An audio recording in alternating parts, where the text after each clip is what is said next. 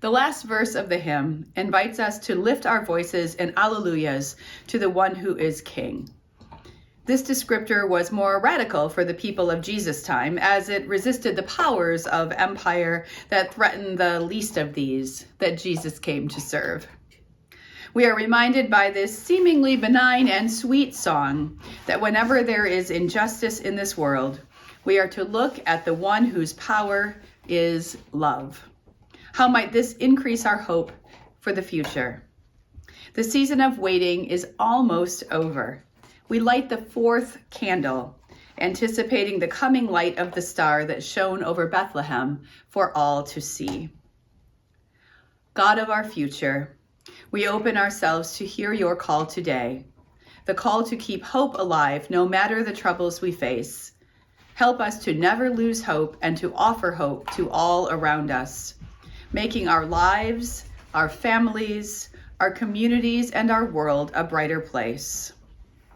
Fill us with your peace and light. Make the world so calm and bright. Amen. A child is born to us, a son is given to us, and authority will be on his shoulders. He will be named Wonderful Counselor, Mighty God, Eternal Father, Prince of Peace. After Jesus was born in Bethlehem in the territory of Judea, during the rule of King Herod, Magi came from the east to Jerusalem. They asked, "Where is the newborn King of the Jews? We've seen his star in the east, and we've come to honor him." When King Herod heard this, he was troubled, and everyone in Jerusalem was troubled with him. He gathered all the chief priests and the legal experts and asked them where the Christ was to be born. They said, "In Bethlehem of Judea, for this is what the prophet wrote. You, Bethlehem, land of Judah, by no means are you least among the rulers of Judah, because from you will come one who governs, who will shepherd my people Israel." Then Herod secretly called for the Magi and found out from them the time when the star had first appeared. He sent them to Bethlehem, saying, "Go and search carefully for the child. When you have found him, report to me so that I too may go and honor him." When they heard the king, they went, and look, the star they had seen in the east went ahead of them until it stood over the place where the child was. When they saw Mary, his mother, falling to their knees, they honored him. Then they opened their treasure chests and presented him with gifts of gold, frankincense, and myrrh. Because they were warned in a dream not to return to Herod, they went back to their own country by another route. Have we got the cart before the horse? The scripture about the visit of the wise men and the part with King Herod doesn't usually come before Christmas. Typically it lands on Epiphany Sunday, the first Sunday in January, the culmination of Christmastide, the famous 12 days of Lord's a-leaping and ladies dancing fame. But in this fourth verse of Silent Night, we sing this term, King. And it felt important, like a movie that gives you a hint of the trouble ahead before flashing back to the start of the story, to prepare for singing the hymn on Christmas Eve with full knowledge of the radical nature of this naming of Jesus as King. Singing Alleluias to our King can offer us a vision of hope in a world of much uncertainty. We sing the song, We Three Kings, at this time of year, but the king we're talking about is named Jesus, and the wise men weren't kings anyway.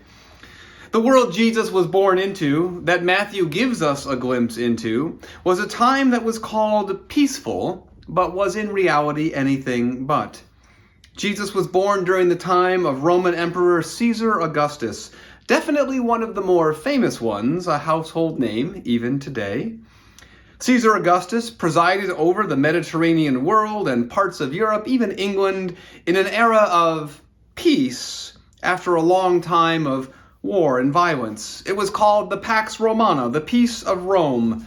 Caesar was called the Prince of Peace because of it. The gospel writers using that same term for Jesus was pretty much an in-your-face to the Roman Empire. Caesar was considered, especially by his own definition, to be a divine leader. Lord of all, he said of himself. That sounds familiar.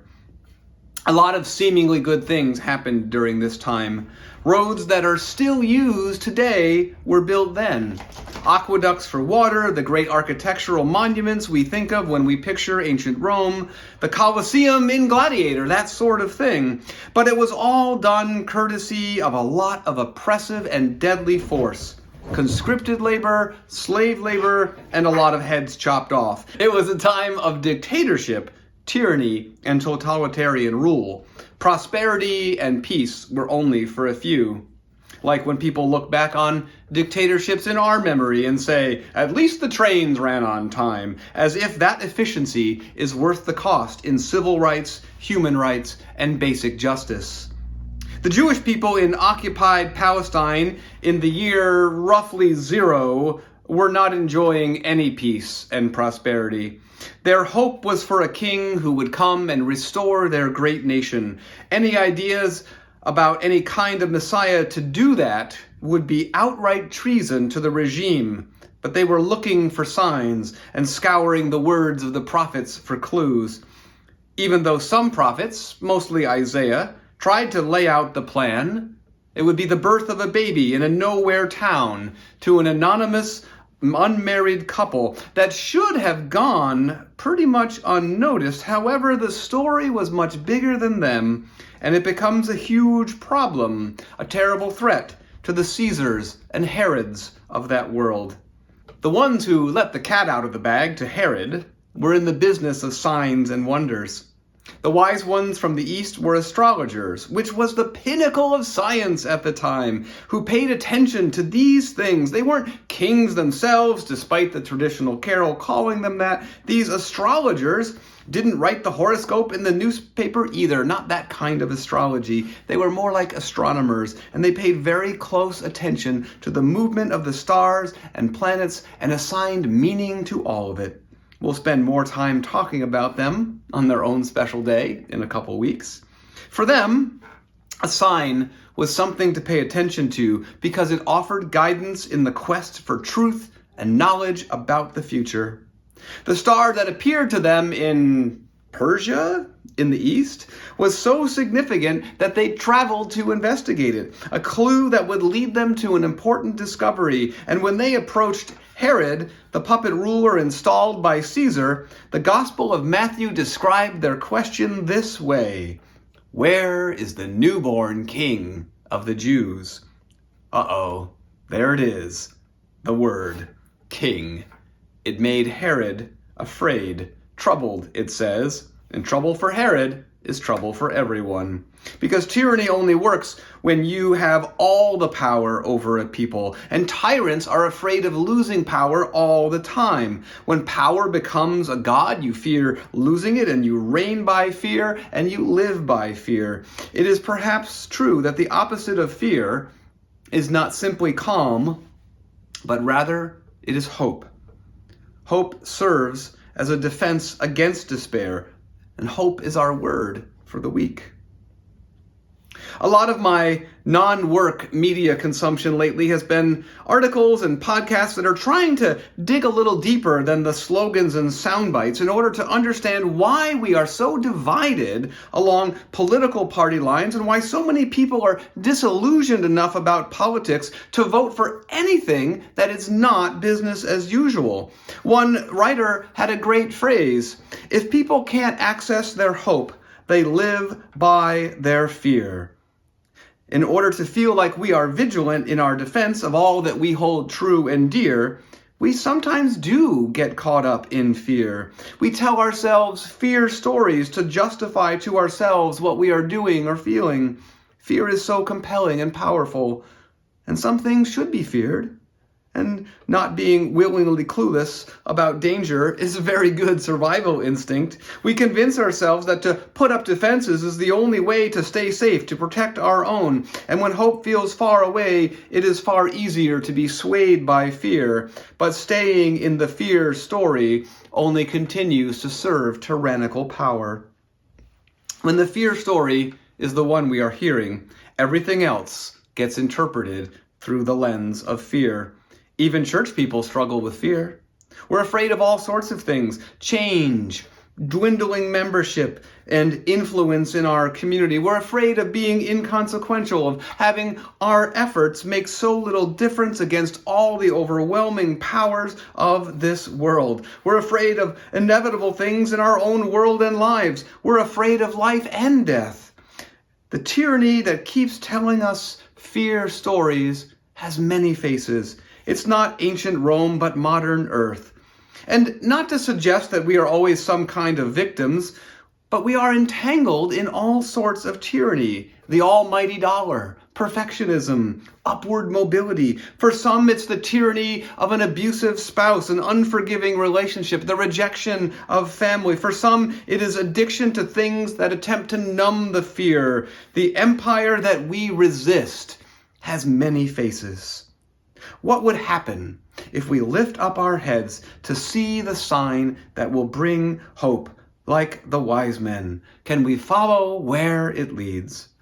Not that we will all magically agree about everything in this world, as individuals, as parties, as nations, but are there signs of hope in our time and place that can at least give some assurance?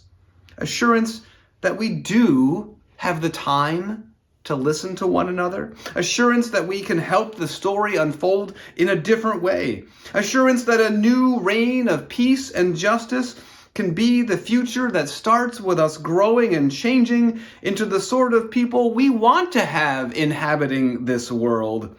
Thankfully, in a miracle of grace, we live now, and no matter what is going on around us, no matter what tyranny attempts to keep us well supplied with fear, we have hindsight about this story, and we know what ends up being true, that death does not have the last word, tyranny won't stand forever, the Caesars and Herods of this world will fail and fall, living by the sword and dying by it too, as the Gospel of Matthew says later. In the Christmas story, it will take some time before Caesar is brought down, and not without some terrible destruction along the way, and the Caesars of the world seem to keep cropping up. But what we see in the hope story, the opposite story, the great overarching meta-narrative of humanity and our faith, is that love and life, joy and hope, peace and light, calm and bright, are more powerful truths, more mighty than the tyranny of fear. Because of this, we choose to live with those as our guiding star. And that star leads us to each other, to listen to God's cry in the silent night, to get out of our trenches, and then to repair and build up God's reign that we see embodied in a king who is Prince of real peace, who is a Lord and always was. It is perhaps one of the most important things we can do. Follow the light, the star, the hope. That's what Christmas is all about, too. We hope you're enjoying Podchurch. Please take a moment to subscribe to our channel and be notified each time there's a new video.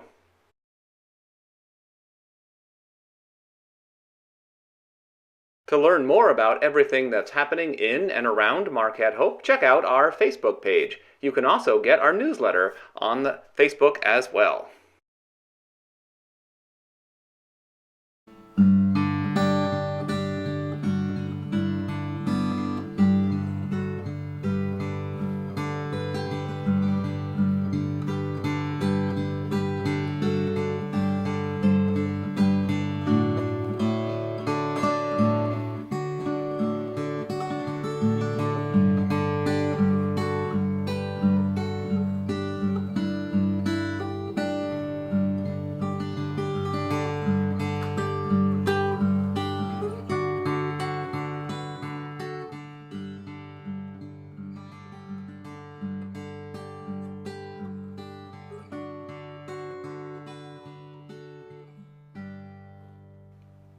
Podchurch is the weekly online worship of Marquette Hope, a United Methodist faith community located in Michigan's Upper Peninsula.